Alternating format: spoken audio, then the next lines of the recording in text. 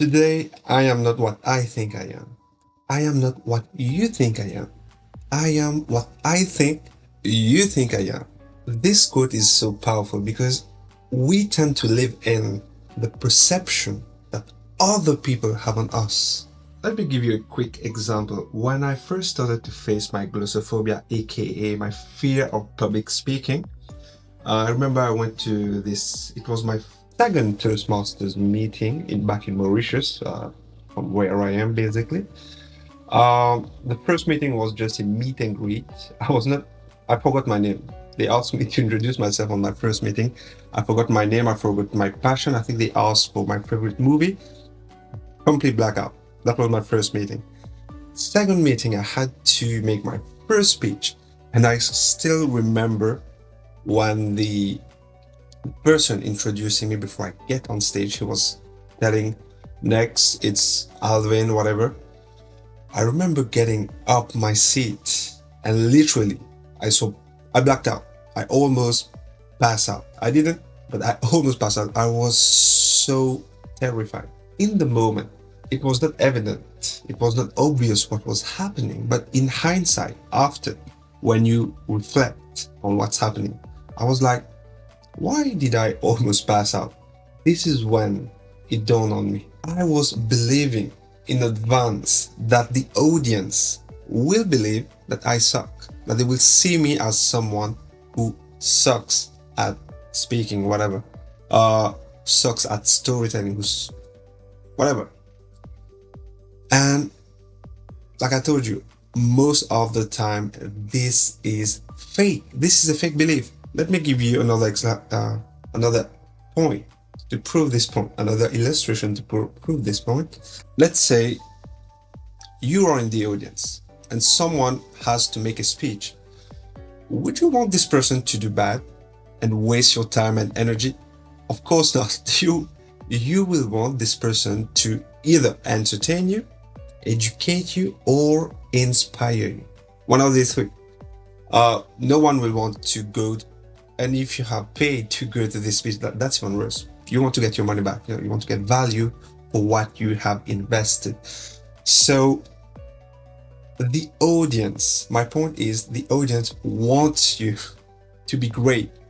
They want value from you. So thinking that people will believe you suck, you're not good, you don't know what you're talking about, this doesn't serve anyone. It doesn't serve you because it gets you anxious, get anxiety, you overthink what you're thinking, and yeah, you tend to forget what people tend to forget your speech. You forget everything because you're so dense, so much stress in your body. Uh, and yeah, this is a powerful mindset shift. So it's public speaking, whether it's on camera, in a meeting at work or business, or you're just recording yourself. It's not about you. It's about your audience, about helping at least one individual transform their lives. I mean, that is what works for me. This is the main tool that I have used to overcome my fear of public speaking, aka my glossophobia, at the beginning. And it doesn't matter the size of the audience, because when you have this mindset, I remember speaking in front of 10 people and speaking in front of 100 people, no difference. Because why? I was speaking to one person at a time in my mind. And this one person whose life I may transform because of what I say. And this is so liberating, guys, to be honest. This is insane. 10 people, 100, 1 million, doesn't matter. I mean, if you're speaking on camera and posting on social media, and you're getting a lot of views, and hopefully you go viral, that's millions of people. That's even better. Back to the belief that we tend to live in the perception of of how others see us. So here's the thing, our brain automatically default to negative to protect us, to prevent us from dying. And if we go way back to our ancestors, rejection was perceived as the most painful thing ever. So, why is public speaking? Let me ask you this question. Why do you believe public speaking is, at, still to this day, the number one fear in the world? There's a reason for that. Because people fear the rejection of the audience, and it's not one. They fear, let's say there's 100 people, they fear the rejection of the entire audience.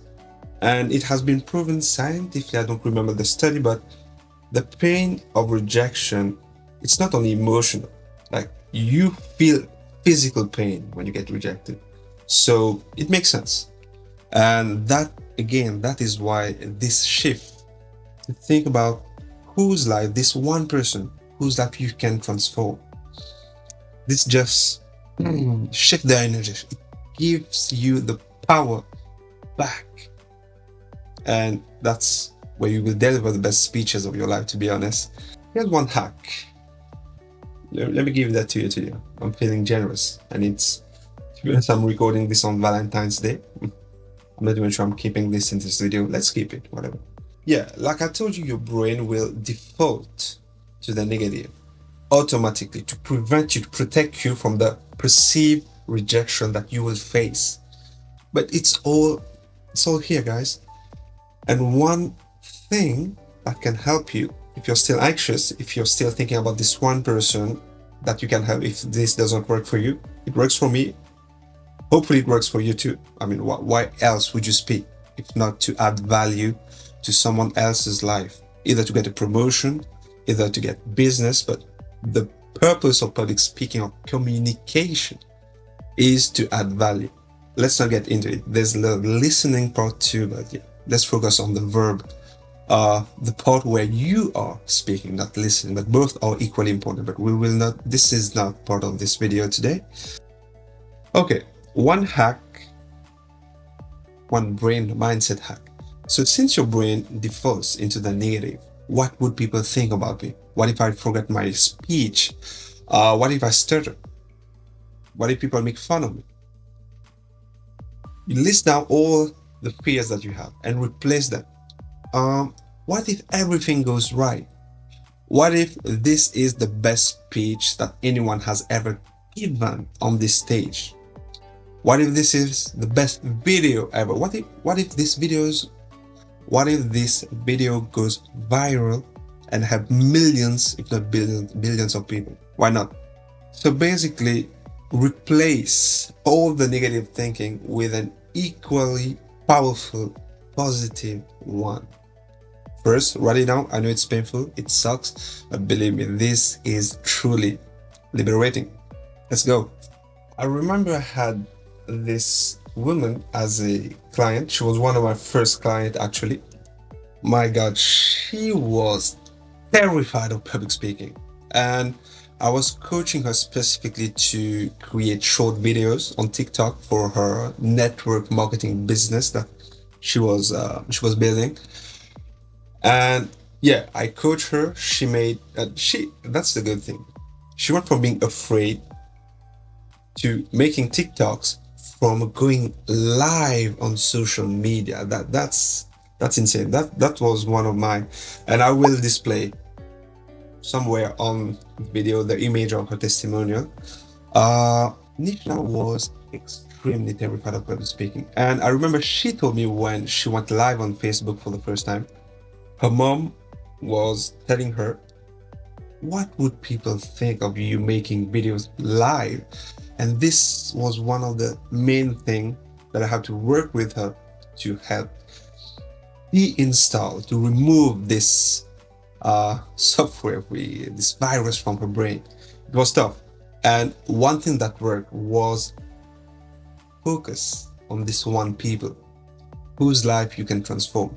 Because since it was a network marketing business, the most logical solution was be the prospect who she can, how can I say, sponsor for her business, for her network marketing business, and transform this person's life. This work. It's all about the mindset shift, guys. Just to summarize everything we've just spoken, I've just shared today. First, your brain will default to the most negative thoughts. Hack it by replacing each and every one of those negative thoughts. List them down, don't be afraid. I mean, believe me, if you do this once, I mean, you only have to do this like at the beginning of the journey. Maybe 10 times, 20 times, whatever. However, it doesn't matter how long you have to do it. But once you nail this, you remove the negative software. What would people think about me? What if I forget my speech? What if I stutter? Because people don't care. They want you to do good. So replace every single negative thought with positive ones. Shift your mindset from not what would people think about me, but how can I help at least one people transform their lives? How can I focus on this one customer whose life I can change through the service I provide, through the product I want to sell? How can I make an excellent impression to my manager to get that promotion? Because why not you? Why not you? And when you think like that, this is what will set you apart from all the other employees, set you apart from all your competitors. Your ability to speak up your idea fluently, with clarity, and with self-confidence, of course. Let's go. What I will do, I will also attach a link below with a summary, like a worksheet that you can use to list down all the negative thoughts that you get before you record a video, do a speech, or before you go for an important meeting, business meeting, work meeting, whatever.